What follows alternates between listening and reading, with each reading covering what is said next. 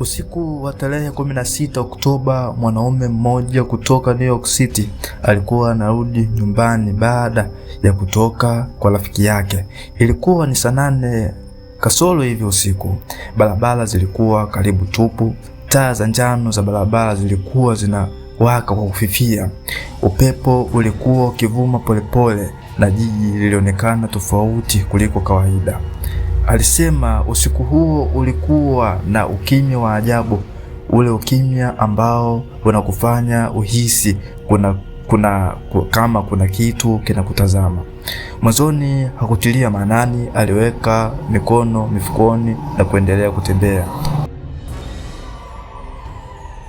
Lakini alipofika karibu na kona ya barabara, alimwona mtu mbali kidogo mbele yake. Alikuwa amesimama peke yake chini ya taa ya barabara.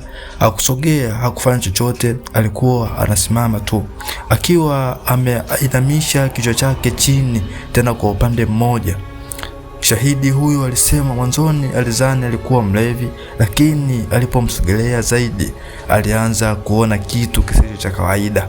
Yule mtu alikuwa na tabasamu, na si tabasamu la kawaida. Lilikuwa ni tabasamu kubwa mno la kutisha, kana kwamba uso wake ulikuwa umevutwa kwa nguvu. Macho yake yalionekana tupu, hakukuwa na emotion yoyote, na ni tabasamu tu alilokuwa analitoa. Kisha akaanza kucheza taratibu katikati ya barabara. Mwili wake ulikuwa unasogea kwa namna isiyo ya kawaida. Mikono yake ilining'inia pembeni kama papeti. Mikono yake ilisogea kama mtu asiye na mifupa vizuri, lakini tabasamu halikuondoka hata sekunde moja. Shahidi huyo alianza kuhisi hofu. Alisema moyo wake ulianza kwenda mbio ghafla bila sababu. Kitu ndani yake kilimwambia, ondoka hapo kaka, lakini bado aliendelea kutazama. Yule mtu akaanza kusogea karibu,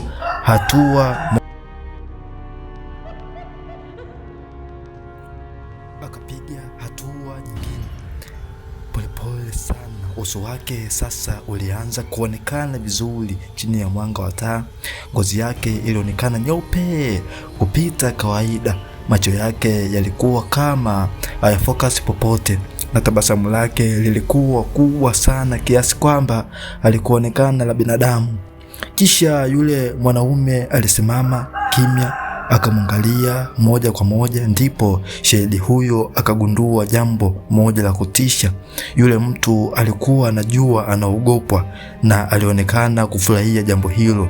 Ghafla akaanza kukimbia moja kwa moja kuelekea kwake, lakini hakukimbia kawaida. Mwili wake ulikuwa ukiyumbayumba huku na kule.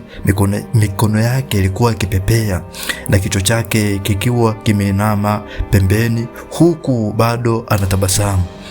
Shahidi huyo alipaniki vibaya. Aligeuka na kuanza kukimbia mbio kubwa. Alisikia hatua nyuma yake haraka za ajabu. Alikimbia kuvuka barabara bila hata kuangalia magari. Alipogeuka nyuma, yule mtu alikuwa bado anamfuata, tena kwa kasi zaidi, na bado tabasamu lake lilikuwa bado lipo. Hakusema neno lolote, hakupiga kelele, ni tabasamu tu na mbio za kutisha giza, na mbio ambazo zilikuwa zinatisha sana gizani. Shahidi huyo alisema alikimbia mpaka alipofika eneo lenye watu. Alipogeuka tena, yule mtu alikuwa ametoweka. Hakukuwa na mtu, hakukuwa na sauti, ni ukimya tu. Lakini hadithi haikuishia hapo. Miaka kadhaa baadaye, watu wengine mtandaoni walianza kusimulia kumwona mtu huyo. Maelezo yao yalifanana, kama ni mwanaume mrefu, mwembamba, tabasamu kubwa lisilo la kawaida, movement za ajabu, na kuonekana usiku peke yake. Baadhi ya watu waliamini alikuwa mgonjwa wa akili, serial killer, au mtu aliyekuwa anawatisha watu kwa makusudi. Lakini wengine waliamini jambo baya zaidi, kwamba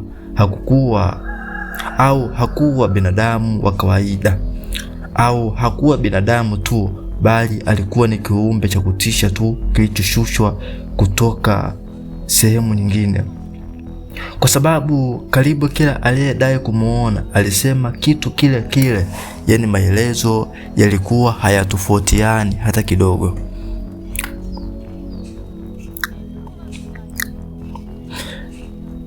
Shahidi alisema, nilihisi kama mwili wangu ulijua kuwa nilipaswa kukimbia hata kabla akili yangu haijaelewa kwa nini, na mpaka leo hakuna aliyesema the smiling man alikuwa nani, lakini baadhi ya watu wanaamini ukimuona usiku na akaanza kutabasamu kwako, usiendelee kumtazama. Ondoka haraka sana, kwa sababu hakuna anayejua nini hutokea kwa wale wanaosimama karibu yake kwa muda mrefu sana. Kama hujasubscribe channel Hightide, cha msingi subscribe, share kwa marafiki ili uwe mtu wa kwanza pale pindi tutakapokuwa tunatuma video zetu mpya. Asanteni sana. Stay hybrid, stay cautious. Bye bye.